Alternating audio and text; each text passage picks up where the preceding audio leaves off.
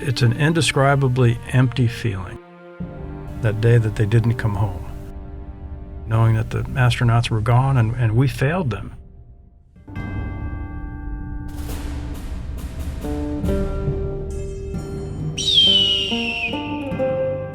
EGS Program Chief Engineer. Verify no constraints to launch. EGS Chief Engineer team has no constraints. I copy that. You are clear to launch. 5, 4, 3, 2, 1, and liftoff. Power clear. Now passing through max Q, maximum dynamic pressure. Welcome to space. Welcome to the Rocket Ranch. I'm NASA Kennedy's Amanda Griffin. Shout out to our host, Joshua Santora, who welcomed a baby girl into the world before the completion of this episode. Congratulations, Joshua. Here's wishing you a happy, healthy newborn and a good night's sleep.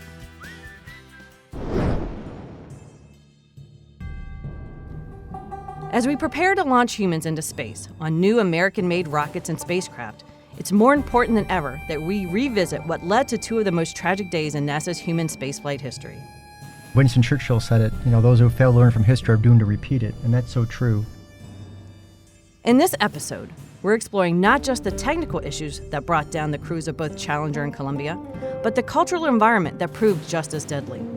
What are the lessons we learned, and have we really learned them?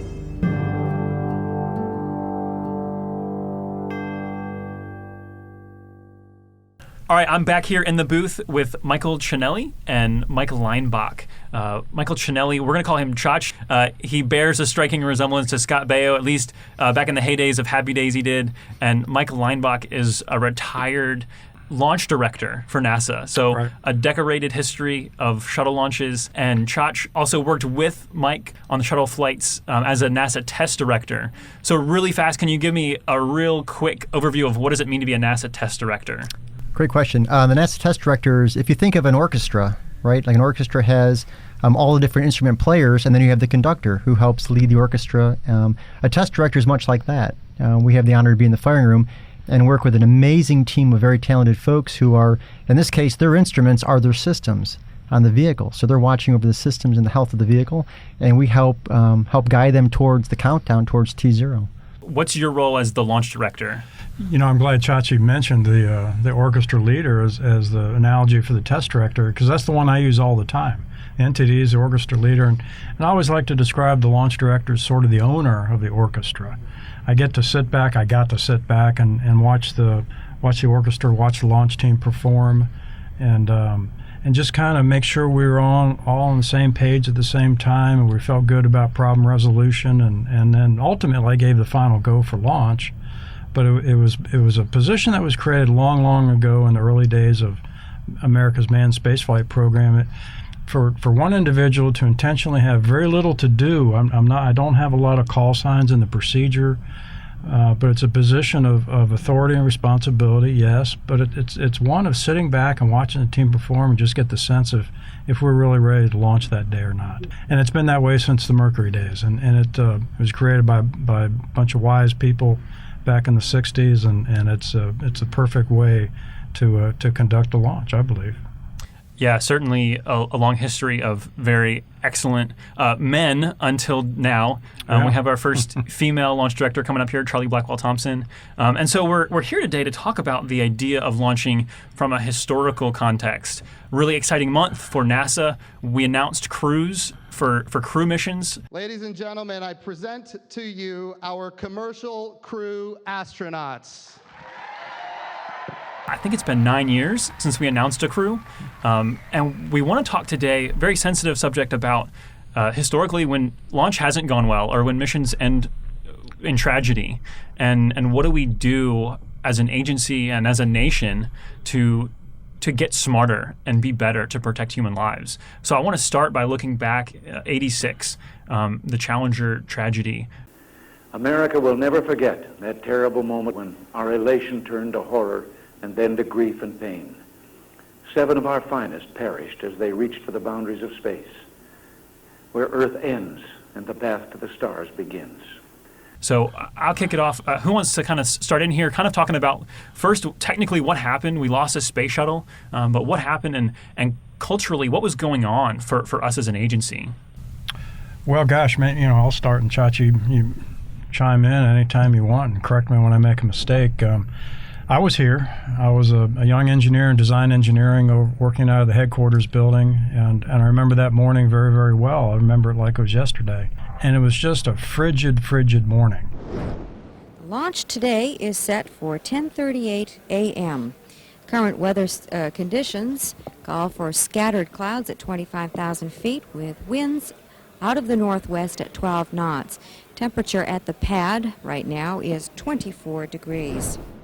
To the extent that our Firex system piping at the launch pad had frozen and burst, and we had icicles at the launch pad, a foot and a half, 2 feet long. In Florida, icicles 2 feet long in Florida. Not a normal occurrence. No, far from it. And a very frigid morning, and watched the launch proceed.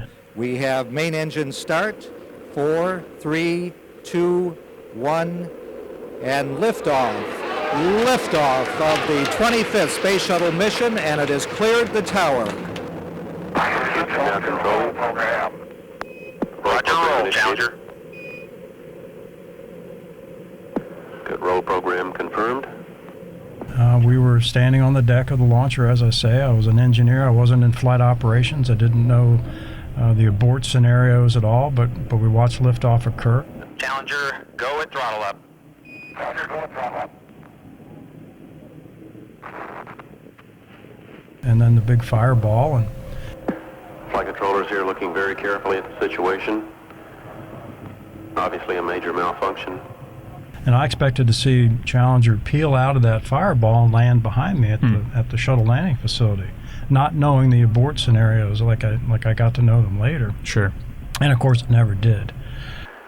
At that point we had an apparent explosion. Subsequent to that, the tracking crews reported to the flight dynamics officer that the vehicle appeared to have exploded, and that we had an impact in the water downrange. And it turned out later that the failure was due to a failure in the solid rocket booster. One of the two solid rocket boosters, one of the seals between the joints in the booster failed. An O-ring failed, which is a rubbery material to keep pressures inside the SRB. For those that aren't familiar, the SRB was stacked, a giant cylinder that came to us in segments and had to be assembled, and so this was at one of the joining points of those segments, correct? That's exactly right. It came from, they were built and fueled out in Utah and got to us on a train system in 4 segments. We stacked them in the vehicle assembly building. And then after the SRBs were stacked in the VAB, the external tank gets mated in between them, and then the orbiter gets bolted to the side of the external tank. Well, for the Challenger mission, the O-ring failed and let the gas of the solid rocket booster propellant escape at one of these field joints, at one of the joints that we put together in the vehicle assembly building. And a fire jet came out the side of the solid rocket booster and penetrated the external tank. And at the same time, the SRB pivoted because it lost its aft attach point. And the hydrogen tank at the bottom of the external fuel tank ruptured at about the same time as the top of the solid rocket booster collapsed into the liquid oxygen tank at the top of the external fuel tank. Those two things combined caused the massive conflagration that we saw on TV that was unsurvivable. With the explosion of the Space Shuttle Challenger, approximately a minute and a half after launch from here at the Kennedy Space Center, I regret that I have to report that based on very preliminary searches of the ocean where the Challenger impacted this morning, these searches have not revealed any evidence that the crew of Challenger survived. So from a cultural perspective, what's going on with NASA at that point in time? Obviously, we are in '86, so we're 5 years into the shuttle program after a 9-year break from the Saturn V program, the Apollo program, to the shuttle program. Things seem to be going well, but are there things happening behind the scenes that are creating problems for us? Well, that's a great question, and the answer is very much yes. At that point in America's spaceflight history, all of America's launches were going to go off of the Space Shuttle system. We were going to retire the Atlases and the Titans and the Delta rockets, all the expendable launch vehicles. They were all going to be retired. Every launch that America conducted was going to be on the shuttle. And the Challenger accident was the 25th shuttle flight. And so we were still in a process of proving the system, even though we had declared it operational. And that was just sort of a paper exercise to declare it operational. But all of our launch capability was going to be devoted to the shuttle, and the Department of Defense owned and paid for and owned Discovery, and they were going to launch Discovery by themselves out of the Vandenberg Air Force Base. It was going to be their shuttle, and so from a big picture perspective, the shuttle system almost had to succeed, because we were going down this path of retiring all the other expendable launch vehicles and in favor of just the shuttle. And so there was tremendous desire and I would say some pressure to make sure the shuttle system worked and worked well, and that had something to do with the decision to bury the debris, I believe, and just put that accident behind us as much as we could. Tragic as it was, loss of 7 astronauts and the orbiter itself, but the mood was that was a one-time failure. The shuttle system is a good system. It almost has to succeed because of the posture we were putting ourselves in with our launch capability. And so the decision was to press on with the shuttle and bury the Challenger debris and not look back. And it was just not the right decision. In hindsight, it was not the right decision. At the point in time in America's spaceflight history, that's what the leaders decided to do. So that at the time, it was the right decision. Looking back, we can second guess it. They were not only the crew of Challenger, they were friends and co-workers. That brave crew of Dick Scobie, Mike Smith, Ron McNair, Ellison Onizuka, Judy Resnick, Greg Jarvis, and Krista McAuliffe will always be in our memories. We have a new program called the Apollo Challenger Columbia Lessons Learned Program. And how this really started is we're looking at where we are in our history, right? So NASA's in a very unique place where we are many years out from Shuttle now. We're about 7 years and counting out from the last launch of the Space Shuttle program. And we're developing new systems. So we got brand new systems coming online, new vehicles, new designs coming. We got a brand new workforce that's being brought on board. A lot of our shuttle folks have retired or moved on. So we've got a lot of brand new talent, which is exciting and great. New systems, which is great. New missions, which is great.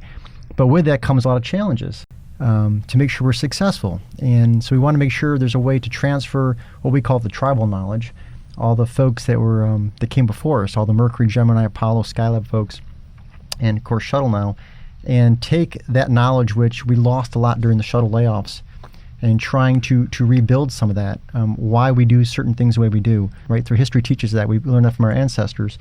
So we try to transfer that to the next generation workforce. So that's the goal of this new program. So thinking about kind of the Challenger era, did we learn all of our lessons? Well, let's see, there are 2 major lessons learned from the Challenger accident. One was the technical cause of the failure, and that was the O-ring burned through. And I should say that in the flights before Challenger, there were several missions where we saw scorching on the O-ring and didn't redesign at that point in time. So we knew we had an issue with those O-rings, and chose to press on anyway. The technical cause we fixed. We put in another a tang and tang solution to the joint problem, kind of technical, but sure. we fixed the technical problem. The management problem that really, I would say, was even a bigger culprit in the Challenger, loss of the astronauts in Challenger, was, the night before the liftoff of Challenger, there were engineers from the Marshall Space Flight Center, who were responsible for the design of the solid rocket booster, lobbying not to launch the next morning because they knew it was going to be too cold for the O-ring. It was going to be very stiff and wouldn't bend with the joint, so to speak, and flex with the joint as it was designed to do a little bit. and these engineers were lobbying not to launch, but their management overrode that technical concern and chose to press on with launch anyway. The ice inspection team, the Red Crew out at the pad, has reported to the test conductors that there is no solid ice buildup in those bags on the mobile launch platform, and in fact have characterized the contents of those bags as mush. It's been determined that that is not a constraint for launch at this time. That discussion the night before the Challenger loss never made it to the launch director. Gene Thomas, rest his soul, never knew anything about that discussion until after the accident. And so the technical issue never made it to launch decision makers. Thinking about the written and unwritten requirements of a launch, for instance, is it likely that we would try and accommodate every single thing we can think of? Like, if the temperature falls below 20 degrees, don't launch. And if it's not appropriate to do that, how do you deal with challenges like that, where you have these experts saying, we shouldn't launch tomorrow, it's too cold? Yeah, Josh, I'm glad you asked that. That is the key management lesson learned from the Challenger accident, is the whole issue of undocumented reasons to stay on the ground. The space shuttle system, we had 22,000 parameters that had to be correct to launch the shuttle. 22,000 temperatures, pressures, voltages, all that, the weather, all those things. Wow. But beyond that, there could always be something we didn't think about, or something that couldn't be automated, that you needed the human in the loop to say, well, here's a reason we shouldn't launch today. I mean, one launch countdown, we had a train about to penetrate the launch danger area. Well, that wasn't in our, that wasn't computerized. We had to deal with that train. The issue that came out of Challenger being too cold the night before in that discussion, that was an undocumented reason not to fly. It didn't turn out that way. It never made it to the Launch Decision Authority. Right. But the thing that did come out of that was the creation of the mission management team. And it was a group of senior managers from all the different elements, the orbiter and the external tank and the saw rocket boosters and the ground systems and safety and payloads, everybody who needed to weigh in on launch day and say, I don't know of any other reason out there to stay on the ground today. As long as you, the launch director, have met your 22,000, we're good to go. However, that the example of the temperature the night before Challenger, that was a reason to stay on the ground. It wasn't in documented procedures, but it was absolutely a valid reason not to launch the next day. The creation of the mission management team after Challenger solved that problem, and it worked beautifully throughout the remainder of the shuttle program. I had to get a go from the mission management team chairman on launch day to verify there were no other issues that was bothering anybody above and beyond the documented reasons not to fly. So you have both, and I would argue that's one of the reasons you're always going to have the human in the loop, because you cannot foresee all possible reasons not to fly. You can't computerize it all. You need the human in the loop to rule on those things you just didn't think about before. So we fixed the technical issue on the saw rocket booster, and we fixed the management issue of being open with our discussions and listening to dissenting opinions. And I would say that worked well for about I don't know the number of missions, but it worked well right after Challenger, and it kind of eroded over time, and we got ourselves in a similar situation for Columbia, and we'll get to Columbia, I know, but the management issues surrounding the Columbia accident were very similar from a decision-making authority as they were to Challenger, and that's troubling. I want to kind of step back a second, because I am convinced that no one would make a decision to launch with the knowledge that it was going to cost people their lives. It's called normalization of deviance. We had problems in flights leading up to Challenger, never the big problem, and therefore they normalized that and assumed that it was going to be okay for Challenger. TLT, OTC, clear caution warning memory, verify no unexpected errors. OTC, PLT, that didn't work. We see no unexpected errors. We had a specification saying that you should never scorch an O-ring. Interesting. And yet we did, but it never caused the big problem, and so we accepted minor scorching to O-rings as the new normal. Fast forward to Columbia. We had a specification in the shuttle program to never impact a tile during ascent or landing, for that matter, but in particular during ascent. We impacted tiles all the time, but it never got us in trouble. And so we normalized that problem. We had a specification for zero impact, and we hit tiles all the time. That seems a little crazy to me. Again, there's something else going on too, other than just like the normalization of deviance. There's got to be. Well, subconsciously we were accepting, failure, minor failures that never turned into the major failure. It happened all the time. There were people, we discussed tile hits on missions prior to Columbia and just accepted the fact that minor hits were just a maintenance issue and a turnaround issue, something, we could handle back here at KSC, but it would never really cause a major problem, and we were wrong. Now, I don't want to indict the whole shuttle system. There were other problems on the shuttle that we stood down for and fixed, like wire shorts inside the orbiter that caused the main engine controller to go out during ascent. We stood down for almost a year and fixed tens of thousands of minor little wire problems. And so that hardware was talking to us, and we fixed those problems.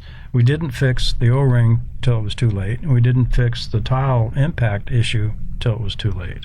Mike does a wonderful job of explaining that. And normalization of deviance, it's hard, right? It sounds in retrospect easy, right, to identify something that's different. I think one thing that makes it hard is life is constantly changing, right? That's the only constant they say in life is change. You can guarantee. So life is constantly changing. We're changing our opinions, our perspectives, our viewpoints on certain issues. Our systems are changing. So change is normal, and change is often good. I think what makes normalization of deviance insidious and difficult to identify at times is it kind of sneaks behind the good stuff, right? So you got change that's normal, and they got these little small things that kind of piggyback or get behind you, and they kind of creep in. Yeah, that's really good. And as people, I humbly would say in our DNA, it's kind of going against us, right? Because we kind of accept that. Sure. I think all of us can. We're taught to accept that. We're taught to accept that. And I think all of us can, and I speak for myself. I mean, I've had the point where we call it the light on your dashboard, the idiot light, whatever you want to call it. That's been on, right? And then you drive with it for so long, and then one day that light goes out. It's like, well, that's crazy. The light's out. Why is the light out? Well, I would humbly suggest that nobody bought the car with the light on in the first place, right? But you get. I hope not. I hope not. Typically that wouldn't happen, or that thump in the tire, that little noise in the engine, or something a little off nominal. But we get so conditioned and used to it as people that we accept that. So it's very sneaky. So we have to apply what Mike was saying, is that strong vigilance to watching for what is off nominal. What's that little bit of difference? Recognize it from the normal. It can be hard over time to identify that. And it's very difficult to take a problem that hasn't caused a big issue and stand down, in our case, the shuttle fleet, to repair something that hasn't caused a major problem. We did it for wires. We didn't do it for tiles. Remember, we were in the business to launch. We weren't in the business to stay on the launch pad. We were in the business to launch. And so as much as no one would launch in the face of a known issue that would cause loss of life. That's crazy to even think. But it's these other issues that they're insidious. That's the best word I've heard. They're insidious, and twice it got us in trouble. A few times it didn't, because we listened to the hardware and fixed it first. Yeah. Chachi, you mentioned the idea of fresh workforces who may not have memory of Challenger, and we've kind of talked briefly, kind of alluded to Columbia, a much more recent tragedy for us. Mike, obviously this is a huge deal for you, because you were launch director at the time, right? Well, we'd had, as I mentioned, we'd had issues with impacting foam and different areas of the launch system during ascent and during landing, and normalized all that as just as the new normal, as the new norm for this vehicle. This particular launch, it was a January morning, beautiful launch. We have booster ignition and liftoff of Space Shuttle Columbia with a multitude of national and international space research experiments. We lifted off, and a piece of foam broke off of the external fuel tank about the size of a carry-on suitcase you take into an aircraft. and it hit the leading edge somewhere, the leading edge of the wing, in between the leading edge and maybe the first row of tiles, something like that. We're not quite sure because we never had really good video of where it actually hit. Right. But caused some sort of a breach in the thermal protection system that we didn't know how bad it was until re-entry. I mean, we talked about that piece of foam hitting the orbiter throughout the mission and accepted that it was going to be a turnaround issue. We knew we'd probably damage the orbiter to a certain extent. We didn't think we damaged it nearly as badly as we did, obviously, or we would have done something different. And then during re-entry, the hot plasma gas in the upper atmosphere got inside the wing and melted the wing from the inside out, and the astronauts lost control and the vehicle broke up.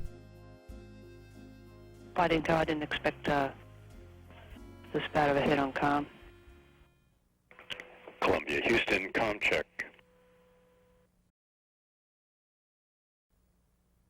Columbia, Houston, UHF comm check. Columbia, Houston, UHF comm check. Fido, when are you expecting tracking? 1 minute to go, flight. GC flight. Flight GC, lock the doors. Copy. So we knew we had hit the orbiter with a significant impact of foam. People on the ground, engineers that it was their job to study ascent film and video and look for issues. Their mouths dropped open. They knew it was a big hit. And they tried to get the attention of management and to do more about it than we did.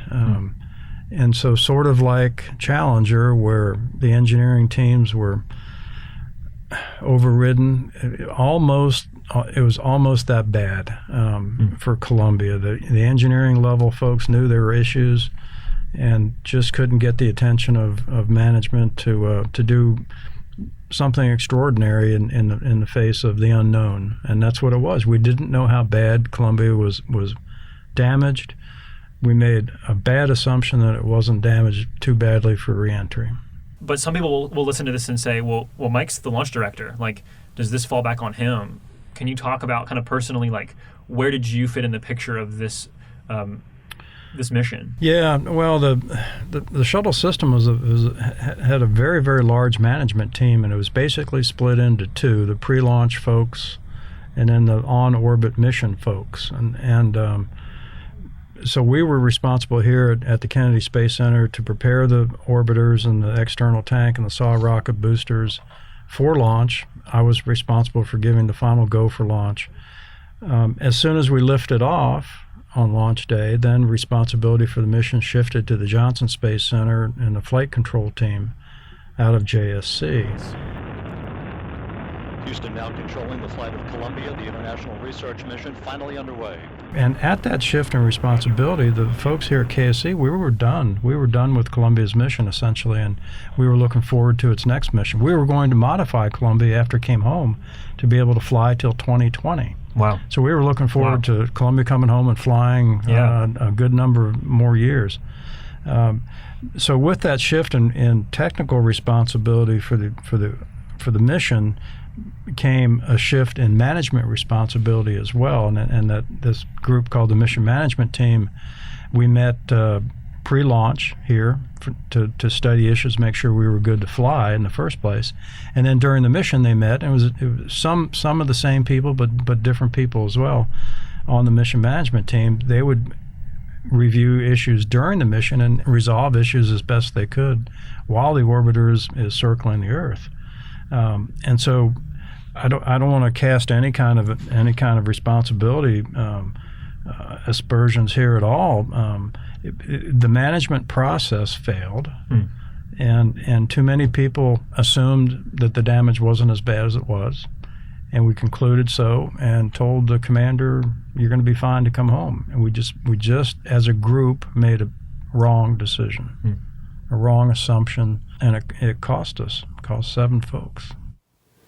Today we honor and remember 7 of my friends: Rick Husband, Willie McCool, Mike Anderson, Laurel Clark, Dave Brown, Ilan Roman, and Kalpana Chawla, or KC. Chachi, I'm sure this, like a number of tragic events in human history, is one of those moments, especially for the NASA family, where you know where you were. You remember that moment vividly. So where are you at your career in this time, with our NASA family? I was working for United Space Alliance before I joined NASA, and I was actually working on Columbia. I was on Columbia's team, engineering team. So in my role back then, I was getting ready to receive Columbia. So as Mike said, the vehicles were different states. I was looking forward to Columbia coming home after the mission. I was going to be rolling into the orbiter processing facility, which is our big garage. So when we get her home, we process the vehicle and get all the fuels off and get her turned around to get ready for its next flight. So I was actually pre-staging a sleep pattern because I had to work throughout the following night to help offload the cryogenics off the vehicle in the fuel cell system. So I was preparing for that. It was shock. I mean, it was shock in a lot of ways. There was discussions I had heard, a bunch of us heard. Of course, we're at KSC, as Mike had mentioned, at Kennedy Space Center, so perhaps a little removed from some of the conversations, but I do remember conversations of a foam strike. And, this is such an amazing team and such a diverse team. Different folks are working different problems. So our focus was not only on getting Columbia ready to come home, but we also had Discovery, Endeavour, and Atlantis to work on. So they're getting ready. Yeah. So our focus is multi-focused on different vehicles. So it didn't appear any different. Columbia's coming home tonight, or coming home this morning. We're going to start processing her tonight, and we're going to run to a fall launch for the vehicle, hopefully. So when this tragic moment happened, I can speak personally, it was a tremendous shock to the system. It's met with something I'll never want to experience again. It's a horrific feeling. It's an emotional experience that you go through. And you go through a lot of emotional feelings. You go through your pain, you go through the devastating loss. Mike touched on it very well. For responsibility, I think all of us felt responsible. I kept thinking of what didn't I sign? What paper did I sign that I shouldn't have? What did I do? And I think that was pretty systemic. We all love the crew, we all love the vehicles and treat them as our family members. So when this happened, our first responsibility, I think, we felt was, what did we do wrong? What could we have done better? That's the sense of bonding that the program and the team has for what they do. So you would say that the immediate response is not, whose job was this to get this right? It's like, where did I mess up? Right. And that's commonplace for people in this moment? I can speak from my experience and talking to others. I think it was pretty widely felt. I mean, there's such a sense of ownership, of responsibility and love. I mean, you think about this, we know the crews, we get to know the crews, they become part of our extended family. And in a way, and this may sound a little bit unusual, but anybody that works on hardware can probably attest to this, the vehicles became part of our family. I mean, I probably spent more time with Columbia, on board Columbia and living with Columbia, than I did with members of my own family at times. I mean, you were there working the vehicle. It was part of your family, and it was part. So you felt a tremendous sense of not only loss but ownership of it's me, and I think that's one of the things that makes this team so amazing is that sense of ownership of I'm going to do my job the best I can. I'm going to take responsibility, and a sense of pride and ownership of doing the right thing. The people that worked on the orbiters and the tank and the boosters and the ground systems, amazing group of people, and they would do anything they could to make the crew as safe as they possibly could be. And the astronauts would walk around and shake hands and talk about their kids and what college did they go to, and let's go out for a beer tonight after work and things like that. And so when Chachi says we got to know the crew and love them, that is absolutely the truth. And it created that atmosphere around the Space Center of we would go to the extreme to make sure the vehicle was as best as it could be. Yeah. And then when we lost Columbia, we were just empty. I mean, I was standing next to the runway, and my job as a launch director, I was one of the few lucky folks who got to greet the crew when they came off the orbiter and shake their hands and welcome them back to Earth, and put my arm around them and steady them a little bit, and there we were waiting for Columbia to come home, and it just didn't come home. We didn't know where it was. We just didn't know where it was. And the emptiness, and it couldn't have landed anywhere else safely. And intellectually, we knew that. Right. And so we knew the worst had happened, but we just didn't have any information about what had happened at first, and it was just totally empty feeling.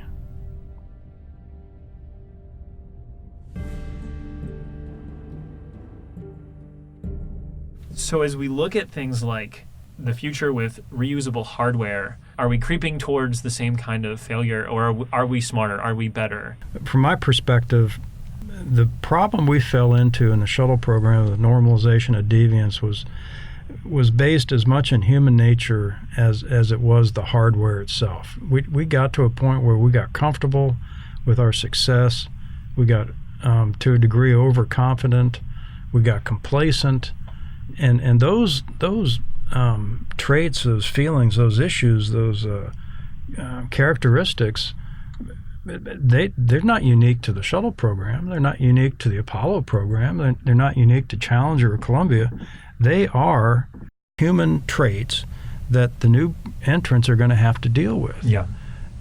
There are people that are reflying hardware now, and they're going to have to deal with these issues of minor problems, reflying minor problems, and assuming they're going to be a minor problem the next time. They're going to have to deal with that.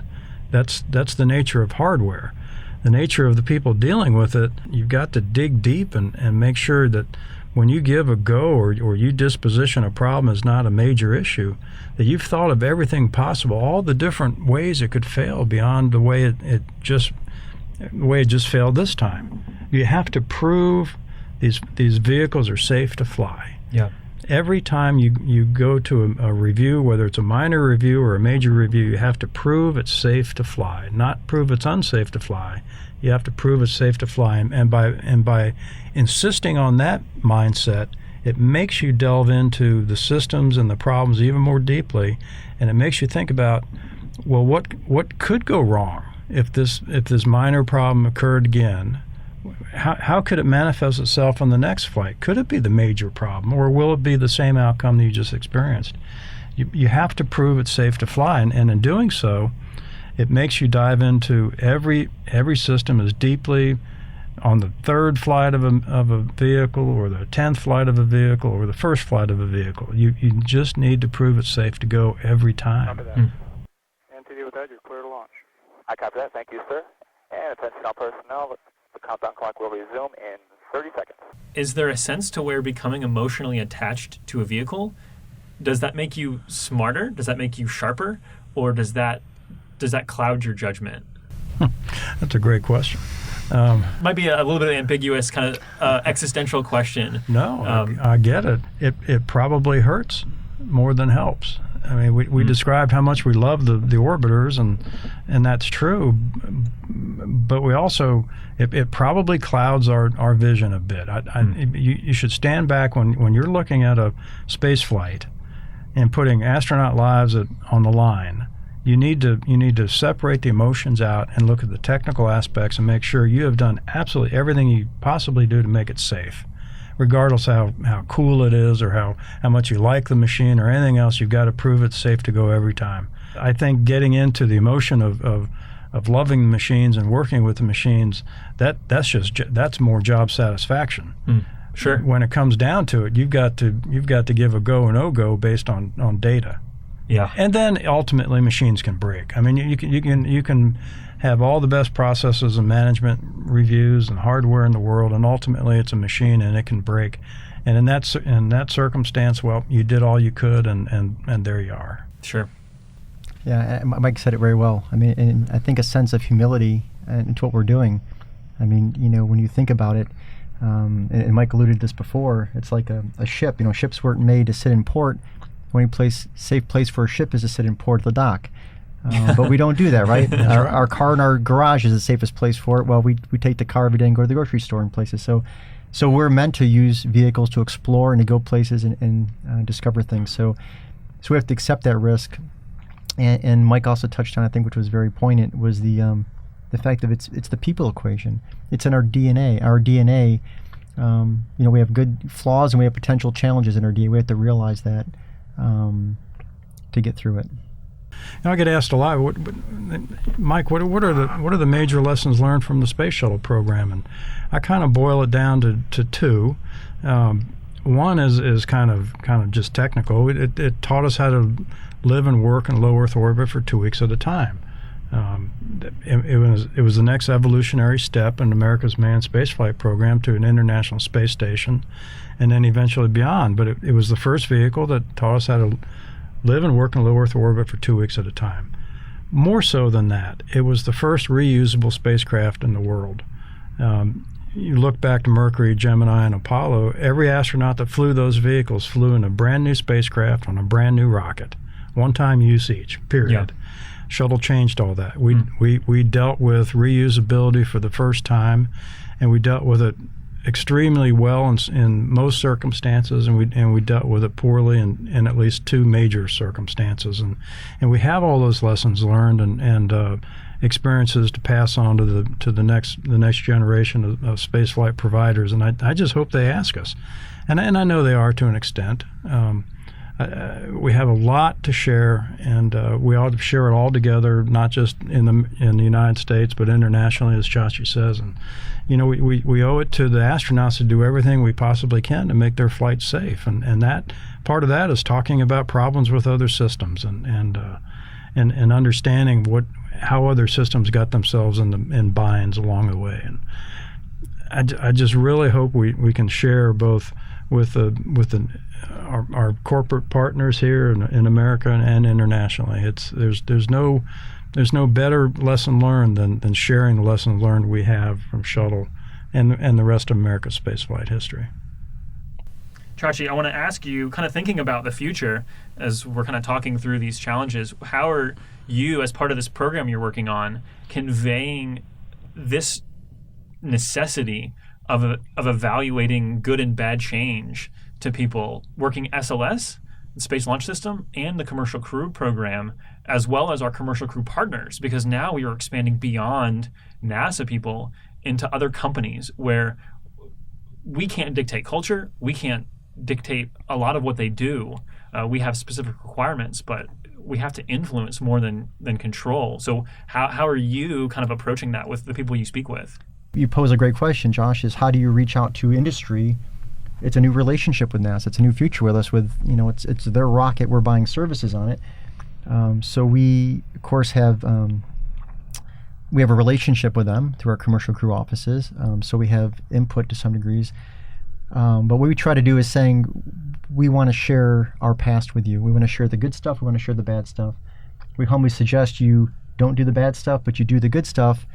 And we have a lot to give. NASA has this amazing history of massive amount of knowledge. We want to share that with the folks because we want all of these companies to be so successful they take us even further. So it's more of here's what we have to offer for you. We're not asking anything in turn except for take the good stuff, don't take the bad stuff, and go further than we went. That's our hope. We hear a lot about competition between partners, between commercial and government. The way you speak about it, this doesn't sound like a competition. How do you evaluate the current state of things? Well, that's a good question. Yeah, Josh. Thanks for that one, Josh. Mike, you want now? No.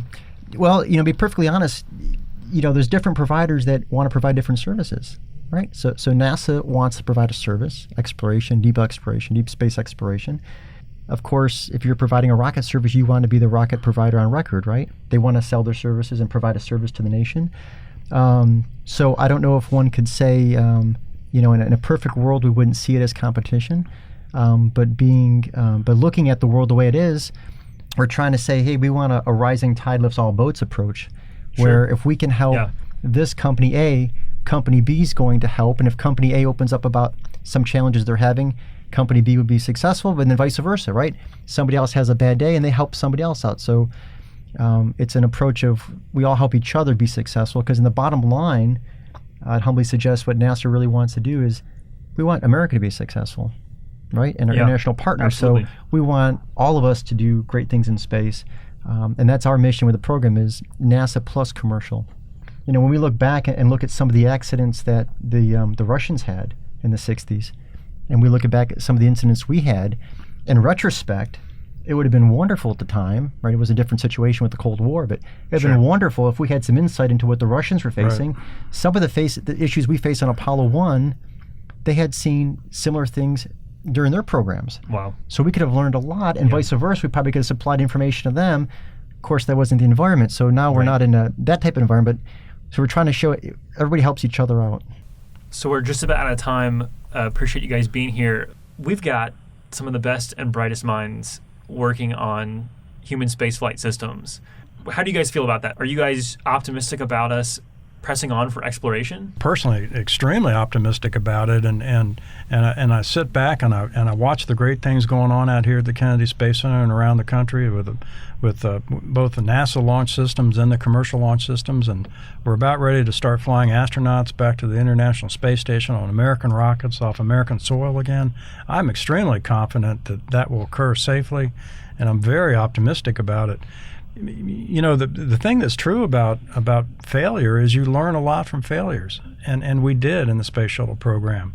And as long as we keep our eyes open and don't repeat the same failures we had in the past, we're that much closer to having a much safer system. And with the designs of the new systems being less complicated and inherently safer, and with escape capability, man, I'm all over it. They're going to do great things, and I'm going to be the first one to cheer when we have a liftoff and a safe landing of the next cruise. Yeah, I'll be with you. And I concur with Mike. I think we got a beautiful opportunity ahead of us, exciting future. The president just said we're going back to the moon. We're going to stay. I think that's exciting. From there, we're going on to Mars. I mean, there's just so many cool things coming down the pike that we're very excited about. And even, this is a very difficult conversation we've had today, but I'd humbly suggest there's also a beautiful silver lining in the conversation as well, because Mike and I, along with thousands of other folks, lived through a very dark time, and we still have those dark feelings and moments. But I think of the Challenger story now and the Columbia story, even Apollo, many ways is a bright news story, and it may sound strange to say, but I truly believe the crews of Challenger, the crews of Columbia and Apollo are still working for us. We teach the lessons every single day with new people, and I can see the look in their eyes when they get it, when they see the lessons that we're sharing with them, why it's important, why they should go back to their jobs and do the very best they can. I've seen it by thousands of folks, and when I travel around the country, having the honor to speak to folks, as I'm sure Mike has as well, you see it, you can feel it. The comments you get back are they're inspired based on what's happened in the past, and never let the darkness happen again. Yeah. So I think if you, the American people, give us the honor to unleash the talents of what this team can do, you're going to be surprised how far we can go. Awesome. Very well put. Awesome. Yeah. Mike Leinbach, Michael Chachi, Cinelli, appreciate you guys being in here today. This is phenomenal. Appreciate your honesty and forthrightness talking about this. It's a tough subject, but it's one that we need to talk about. Sure, you bet. Thank you so much. We learn from our past. To learn more about NASA's plans for human spaceflight, visit nasa.gov/humansinspace. A special thanks to our guest, former Shuttle launch director Michael Leinbach, and Columbia Research and Preservation Office curator and Happy Day star lookalike, Mike Ciannilli. As always, we have a fabulous crew here at the Rocket Ranch. Our sound men, Glenn Benson and Dan Casper, Amber Jean Watson for her archival research, our episode editor Michelle Stone, producer Jessica Londa, and the surely sleep-deprived Joshua Santora. If you're a fan of the Rocket Ranch, then tell a friend and subscribe already. Next month, we'll have a Rocket Roundup, y'all, with special guests who will break down today's top launch vehicles, including the Delta II, about to lift off for the very last time. Don't miss it.